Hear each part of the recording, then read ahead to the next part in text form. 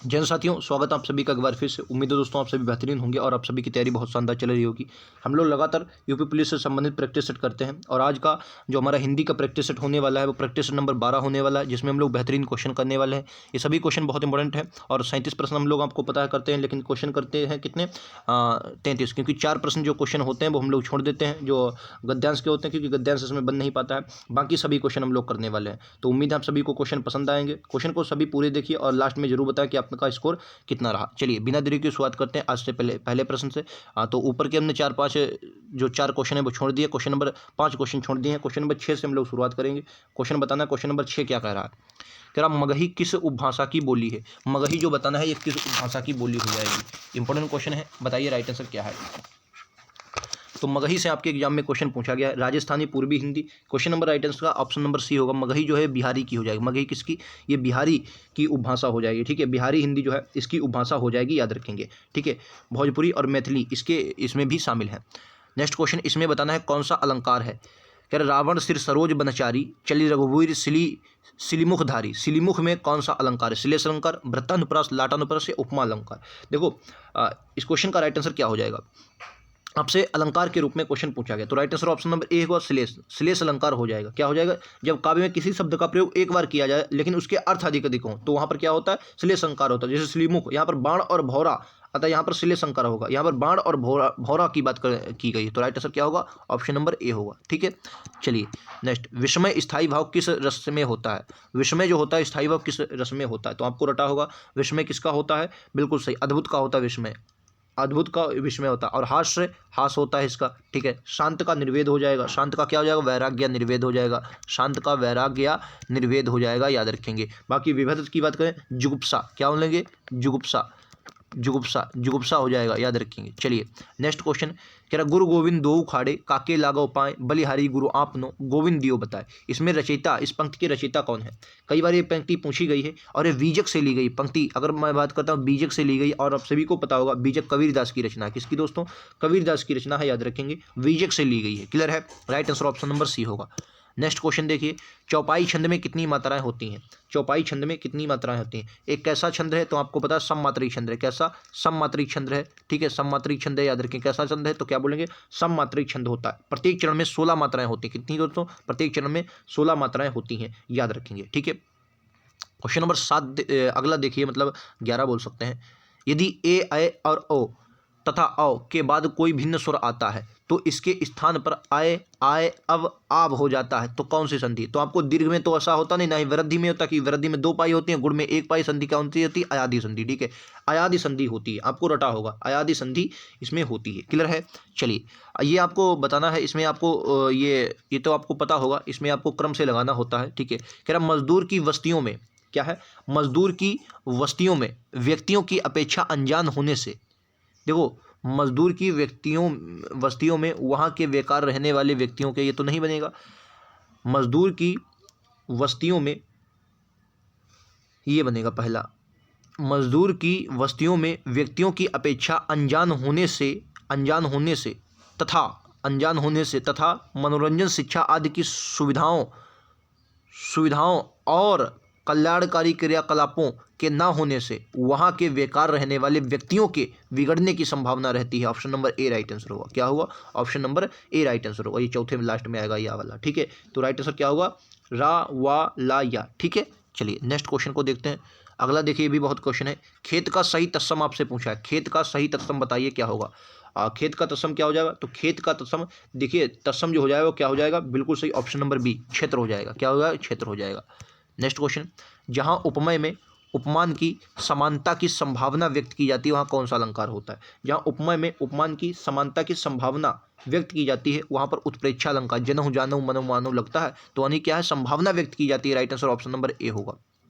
हाँ next question, ये देखिए, इनमें से आपको रस बताना है। देख सुदामा की दीन सा, करुणा करिके करुनिधि रोए। इसमें कौन सा रस है, तो यहाँ पर देखिए रौद्र तो होगा नहीं, क्योंकि रौद्र में बात की नहीं है। अच्छा, अब इनमें आपको एक कन्फ्यूजन कहाँ पर क्रिएट होता है। देखो आपको पता है शांत भी नहीं होगा। अब वियोग श्रृंगार होगा या करुण, देखो वियोग श्रृंगार वहाँ नायक और नायिका से संबंधित होता है, यहाँ पर करुण रस होगा। ठीक है, देख सुदामा की दीन दशा, करुणा करके करुणा निधि रोए, तो इसमें क्या होगा, इसमें रोने की बात हो रही, तो सी राइट आंसर करुण होगा। ठीक है, नेक्स्ट क्वेश्चन को देखते हैं।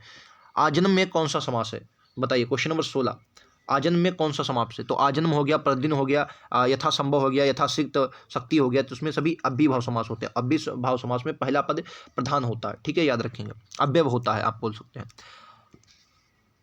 तल्लीन में उपसर्ग बताइए है, तो तल्लीन को अगर आप तोड़ेंगे तो किसमें टूटेगा? तत् प्लस लीन में टूटेगा। किसमें टूटेगा? तत् प्लस लीन में टूटेगा। तो ये राइट आंसर, ये व्यंजन संधि के रूप में टूटता है तत् प्लस लीन में, ठीक है, तत् प्लस लीन में टूटेगा। तो इसमें तत् प्लस लीन में अगर आप तोड़ेंगे तो right answer option number D होगा, तत् प्लस लीन में टूटता है, option number D right answer होगा। कौन सी संधि है? व्यंजन संधि। कौन सी संधि है दोस्तों? व्यंजन संधि है, याद रखेंगे। नेक्स्ट क्वेश्चन, हंस पत्रिका के संपादक कौन थे? हंस पत्रिका आपसे पूछी गई है भाई। हंस पत्रिका के संपादक जो थे वो प्रेमचंद्र थे। यह पत्रिका 1930 में, कब दोस्तों? 1930 में प्रेमचंद्र के द्वारा प्रकाशित की गई थी। कहाँ से? वाराणसी से प्रकाशित की गई थी, याद रखेंगे, ठीक है, याद रखेंगे, इंपॉर्टेंट है। चलिए अगले क्वेश्चन पर चलते हैं। अगला क्वेश्चन आपकी स्क्रीन पर रहा, गोद में लड़का शहर भर में ढिंढोरा, मुहावरे का सही अर्थ क्या होगा? तो इसका क्या? पास में वस्तु रहने पर चारों ओर खोजना। पास में वस्तु रहने पर चारों ओर खोजना। जैसे आपने इसमें बगल में छोरा, शहर में ढिंढोरा, इस तरीके से होता है, लेकिन इसमें गोद में लड़का लिख दिया है, राइट आंसर सी होगा। नेक्स्ट क्वेश्चन, इसमें आपको अलंकार बताना है। पानी विच मीन प्यासी, मोहि शून्य शून्य आवे हंसी, ठीक है। अच्छा, इसमें कौन सा अलंकार है? तो इसमें आपको बताना है कौन सा अलंकार, जहाँ पर कारण के रहते हुए भी कार्य का ना होना पाया जाए। क्या? पानी विच मीन प्यासी, मतलब पानी के बीच मीन प्यासी, अब मोहि सुनी सुनी आवे हंसी, ये बात सुनकर मुझे हंसी आ रही है, ठीक है, ये बात कही जा रही है। तो यहाँ पर कौन सा अलंकार है? यहाँ क्या कर रहा है? मछली पानी में रहते हुए भी, पानी जो मछली है वो प्यास की बात कर रही है भाई। पानी बीच मीन प्यासी, मीन मतलब मछली, यहाँ पानी के बीच मछली रह रही है और फिर भी क्या है? प्यासी होने की बात कर रही है। तो ये बात सुनकर मुझे हंसी आ रही है, ये बात कह रही है। तो 20 का राइट आंसर विशेषोक्ति अलंकार होगा। कौन सा होगा? विशेषोक्ति अलंकार होगा। यहाँ पर विशेषोक्ति अलंकार, जहाँ पर कारण के रहते हुए भी कार्य का ना होना पाया जाए, तो विशेषोक्ति अलंकार होता है। नेक्स्ट क्वेश्चन, वाक्य शुद्ध वाक्य में त्रुटि भाग का चयन कीजिए। आपको बताना है कौन सा, अगर कोई त्रुटि नहीं होती तो उसमें चिन्ह। महामहिम राष्ट्रपति हमारे संस्थान में स्वर्ण जयंती समारोह का उद्घाटन करेगा। तो एक बात बताइए, आपने पहले तो महामहिम लगाया और उसके बाद उद्घाटन करेगा थोड़ी होगा, उद्घाटन करेंगे। क्या होगा? उद्घाटन करेगा नहीं, करेंगे। उद्घाटन क्या है? करेंगे, उद्घाटन करेंगे। अगर उद्घाटन करेंगे तो राइट आंसर सी वाला गलत है, ठीक है, सी वाला क्या है? गलत है, ठीक है। चलिए नेक्स्ट क्वेश्चन ये बताइए, लुटेरा शब्द में प्रयुक्त प्रत्यय बताना। लुटेरा, तो लुटेरा में प्रत्यय क्या हो जाएगा? अगर लुटेरा के प्रत्यय की मैं बात करता हूँ तो इसमें एरा प्रत्यय हो जाएगा, एरा प्रत्यय हो जाएगा, याद रखेंगे। राइट आंसर क्या होगा? ऑप्शन नंबर ए, ठीक है, एरा प्रत्यय हो जाएगा, एरा। नेक्स्ट क्वेश्चन, रीत्यानुसार, इसमें बताना है कौन सा संधि विच्छेद है। रीत्यानुसार ये बहुत इंपॉर्टेंट होते हैं। देखो इनमें क्या होता है, जो मात्राएं होती हैं वो या और ई का या में परिवर्तन हो जाता है, ऊ का वा में परिवर्तन, इस तरीके से। जैसे इसमें अगर मैं तोड़ता हूं तो इस क्वेश्चन का राइट आंसर क्या होगा? ऑप्शन नंबर ए हो जाएगा, रीत प्लस अनुसार। इसमें क्या होगा? जो छोटी ई, ताकि जो छोटी ई है, ताकि जो छोटी ई है उसका ई का क्या हो गया? ई या में परिवर्तन हो गया, तो ई का हुआ या में परिवर्तन। तो ये ता अधूरा, भाई ता से तो ई निकल गई, तो ता अधूरा, और ता में मिला या, और या भी अधूरा, लेकिन या में मिल जाएगा आ, तो या पूरा हो जाएगा। या में जैसे मिला या, भाई यहाँ से या मिला या अधूरा, क्योंकि ई जो है ई भी निकल गई और ता भी, तो ता इधर अधूरा और या भी अधूरा, लेकिन या में मिल जाएगा ये वाला आ, तो आ पूरा। तो रीत्यानुसार, ठीक है, रीत्यानुसार याद रखेंगे, राइट आंसर ए होगा। क्लियर है? चलिए right answer option number A हो जाएगा। नेक्स्ट क्वेश्चन देखिए, निम्नलिखित शब्दों में से हनुमान का पर्यायवाची शब्द नहीं है, बताएंगे। हनुमान का पर्यायवाची शब्द नहीं है। देखिए हनुमान के पर्यायवाची अगर शब्द की बात करते हैं तो महावीर, महावीर इनका बहुत फेमस है, महावीर। कपीश भी बोलते हैं, क्या बोलते हैं? कपीश भी बोलते हैं, कपीश। कपीश के बाद रामदूत, रामदूत बोलते हैं। मारुति नंदन बोलते हैं, क्या बोलते हैं? मारुति नंदन। बजरंगी बोलते हैं, पवन सुत बोलते हैं, पवन कुमार, कपीश्वर इत्यादि, ठीक है। तो राइट आंसर क्या होगा? Option number A. राम भक्त जो है, किसी भी राम भक्त को पदबोधक हो सकता है। राम भक्त जो है इनका हनुमान का स्पेशल नहीं हो सकता, राम भक्त आप भी हो सकते हैं। तो राइट आंसर क्या होगा? बाकी बजरंगी है, पवन सुत है, कपीश्वर, ये सभी इनके हैं। महावीर भी हो सकता है, कपीश भी होता है और रामदूत भी होता है, याद रखेंगे। नेक्स्ट क्वेश्चन, इनमें से कौन सा सही है? बैल और बकरी घास चरती हैं, बैल और बकरी घास चरते हैं, ये बताना इनमें से कौन सा होगा। तो आपको याद रखना है, व्याकरणात्मक दृष्टि से आपको बताना है, किसी व्याकरणात्मक दृष्टि से। राइट आंसर बी होगा, बैल और बकरी घास चरते हैं। क्या होगा? चरते हैं, चरते हैं होगा। राइट आंसर क्या होगा? बी होगा, चरते हैं। नेक्स्ट क्वेश्चन ये बताइए, परुष शब्द का विलोम बताइए। परुष, परुष का क्या हो जाएगा? परुष, देखो परुष शब्द का विलोम आपको बताना है। इसमें दोस्तों ये थोड़ा उल्टा हो गया, मतलब ये जो 29 इधर आ गया, 26 इधर आ गया। तो पहले इधर 26 वाले कर लेते हैं। निम्नलिखित में से काटना का तत्सम क्या होगा? काटना का तत्सम क्या होगा? तो काटना का तत्सम कर्तन हो जाएगा। Right answer option number C होगा। क्या हो जाएगा? कर्तन। ठीक है, याद रखेंगे। अगला, अब इनको व्यवस्थित करना है, क्रमबद्ध तरीकों से आपको बताना है, तो व्यवस्थित कीजिए, क्रमबद्ध तरीके से इनको व्यवस्थित कीजिए, आपको बताना राइट आंसर क्या होगा। तो अगर भारतीय, तो पहले कैसे शुरू होगी, बाकी में उचित, शुरू से ही आर्थिक और सामाजिक अन्याय, तो इसमें कहाँ से शुरू करना है आपको ये बताना है। क्वेश्चन का राइट आंसर क्या हो जाए? सबसे पहले शुरू से ही, यहाँ से शुरू कीजिए, शुरू से ही पहले क्या करना है, शुरू से ही आर्थिक और सामाजिक अन्याय को, आर्थिक और सामाजिक अन्याय को आर्थिक और सामाजिक अन्याय को बिना हिंसक विरोध के भारतीय सहते चले आ रहे हैं, सहते चले आ रहे हैं। तो यानी कि right answer option number D होगा। ठीक है, बिना किसी आर्थिक और सामाजिक न्याय को सहते चले आ रहे हैं। राइट आंसर क्या होगा? चौथा वाला होगा। आप इसको देख लेंगे, ठीक है, अपने तरीके से देख लेंगे। क्वेश्चन सरल है, बस आपको अपने तरीके से इसको देखना है। नेक्स्ट क्वेश्चन ये बताइए, कह रहा अवध शिला का उर पर था गरुभार। अवध शिला का उर पर था गरुभार, तिल तिल काट रही थी दृग जलधार। इसमें आपको प्रयुक्त छंद बताना है। तो छंद में आपको पाई मात्रा गिन लेनी है, तो मात्राएं आप लोग गिन लीजिए। तो राइट आंसर क्या होगा आपको बताना है। क्वेश्चन क्या, देखो पहले आपको इसमें दोहा 13-11 होती हैं, सोठा इसका उल्टा हो जाएगा। ठीक है, गीतिका हो गया, और आपका क्या होगा? वरवय। ठीक है, तो आपको बताना है। देखो वरवय जो होता है, वरवय के बारे में आपको बता देता हूँ। वरवय अर्ध सम्मात्रिक छंद है। इसमें पहले और तीसरे में 12, और आपके मतलब पहले 12 फिर 7, दूसरे में 12। जैसे इसमें देखो 1 2 3 4 5 6 7 8 9 10 11 12, तो इसमें कितनी मिली? 12। 2 3 3 2 5 6 और 1 7, तो इसमें कितनी मिली? 7 मिलेंगी। ठीक है, तो 12 7 है, तो 12 7 में क्या आता है? वरवय आता है। 12 और 7 में क्या आता है? वरवय आता है। एक अर्ध सम्मात्रिक है। पहले तीसरे चरण में 12-12, और दूसरे और चौथे चरण में 7-7 मात्रा आती है। तो यहाँ पर क्या होगा? वरवय होगा। क्लियर है? याद रखें, वरवय होगा। नेक्स्ट को देखते हैं। ये क्वेश्चन अभी छोटे पीछे रह गए। ये देखिए 29 क्वेश्चन देखिए, परुष शब्द का विलोम बताना है। परुष का विलोम क्या होगा? क्वेश्चन नंबर 29 बताइए, परुष का विलोम क्या होगा? तो परुष देखो, परुष का जो विलोम हो जाएगा कोमल हो जाएगा। क्या हो जाएगा? कोमल हो जाएगा। ठीक है, परुष का विलोम क्या हो जाएगा? कोमल हो जाएगा। परुष का अर्थ क्या होता है? अर्थ होता है इसका कठोर, इसका अर्थ होता है कठोर, और विलोम क्या हो जाएगा दोस्तों? कोमल हो जाएगा। नेक्स्ट क्वेश्चन बताइए, जिसका जन्म पहले हुआ हो, वाक्य के लिए एक उपयुक्त शब्द बताइए। जिसका जन्म पहले हुआ, अब जिसका जन्म पहले होगा उसको क्या बोलते हैं? अग्रज बोलते हैं। क्या राइट आंसर होगा? ऑप्शन नंबर ए, उसे अग्रज बोला जाता है। याद रखिए, क्या बोलते हैं? अग्रज। अगला देखिए, चिरजीवो जोर जुरे क्यों ना स्नेह गंभीर, को घट के बृषा भानुजा वे हलधर के वीर, वे हलधर के वीर। इसमें ब्रस भानुजा और हलधर में कौन सा अलंकार है?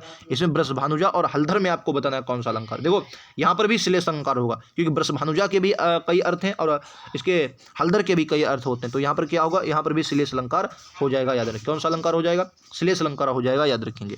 नेक्स्ट क्वेश्चन, मेरे घर में आपका घर 5 किलोमीटर दूर है। मेरे घर से आपका घर 5 किलोमीटर दूर है। इस वाक्य में घर से कौन सा कारक? अब मेरे घर से, यहाँ पर देखो घर से की बात कर रहा है, तो जाहिर सी बात है किसको दोहरा रहा है? देखो अगर घर से की बात कर रहा है, तो देखो से किसके साथ लगता है? 2 से, या तो कर्ण के साथ लगता है, या तो अपादान के साथ लगता है। किसके साथ? अपादान के साथ।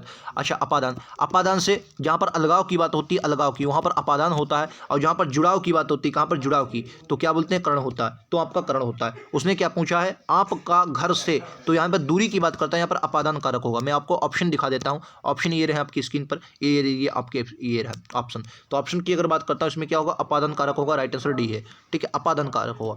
ये बहुत फेमस क्वेश्चन है। वाचस्पति, वाचस्पति में किस समास का समस्त पद है? वाचस्पति बताना है। ये बहुत फेमस क्वेश्चन है, कई बार एग्जाम में सीधा छपा है। तो वाचस्पति याद रखेंगे, ये अलुक तत्पुरुष होता है। कौन सा होता है? अलुक तत्पुरुष होता है। राइट आंसर बी होगा। कौन सा होता है? अलुक तत्पुरुष समास होता है। याद रखेंगे, अलुक तत्पुरुष समास। इसमें क्या होता है? इसमें इस समास के पूर्व पद की विभक्ति का लोप नहीं होता। पूर्व जो पद होता है उसकी विभक्ति का लोप, जैसे युद्ध में स्थिर, युधिष्ठिर, इसमें भी क्या है? अलुक तत्पुरुष है। ठीक है, आत्मने पदम, इसमें भी क्या है? अलुक तत्पुरुष है। याद रखेंगे। चलिए नेक्स्ट, निम्नलिखित में से कौन सा शब्द पुल्लिंग है? तो पुल्लिंग आपको बताना है कौन सा शब्द हो जाएगा। तो जाहिर सी बात है, वह मतलब क्या होता है? खर्च। लहर आई, आय बढ़ी, नहर आई, वह किया, खर्च मतलब वह किया। तो या राइट आंसर क्या हो जाएगा? ये पुल्लिंग है। निम्नलिखित में से एक वचन, दर्शन, प्राण, ओठ, तेल। तो इसमें बताना एक वचन, तो तेल जो है एक वचन, दर्शन किए, प्राण निकल गए, ओठ भी क्या होता है? ये किस में आता है?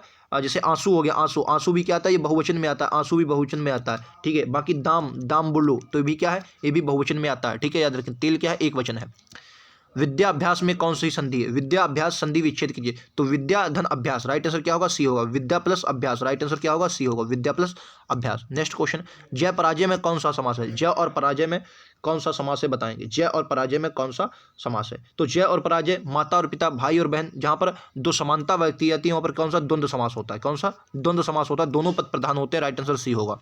क्वेश्चन नंबर 38 आज का अंतिम क्वेश्चन, इनमें से कौन सी शुद्ध वर्तनी है? अन्वेषण की बताना है। देखो शब्द क्या होता है? अन्वेषण आपको बताना है, शुद्ध वर्तनी क्या हो जाए, ठीक है। अनुधन एषण, शब्द क्या होता है? अनुधन एषण होता है, ठीक है। और न अनुधन एषण होता है, ए का बन जाता है वह अधूरा बनता है, तो अनुधन वेषण बनता है। क्या बनता है? अनुधन वेषण, ऑप्शन नंबर ए, ठीक है। अनुधन वेषण ऑप्शन नंबर ए बनता है। तो यहाँ तक हमने 33 नहीं, इसमें कितने 32, क्योंकि 37 प्रश्न होते, 5 हटा देते तो 32 प्रश्न हमने किए हैं। 32 में से आपका स्कोर कितना रहा कमेंट सेक्शन में जरूर बताएं। 6 क्वेश्चन से 38 क्वेश्चन तक हमने किए हैं, बहुत बेहतरीन क्वेश्चन थे, अच्छे से आपने समझे होंगे। कितने अपने क्वेश्चन किए कमेंट सेक्शन में जरूर बताएं। मिलते हैं अगले वीडियो में, और लिंक प्लेलिस्ट का नीचे दिया गया, वहाँ से सारे आप वीडियो देख सकते हैं, डिस्क्रिप्शन में लिंक है, ठीक है। तो मिलते हैं अगले वीडियो में, आज के लिए इतना ही। धन्यवाद दोस्तों, जय हिंद, जय भारत।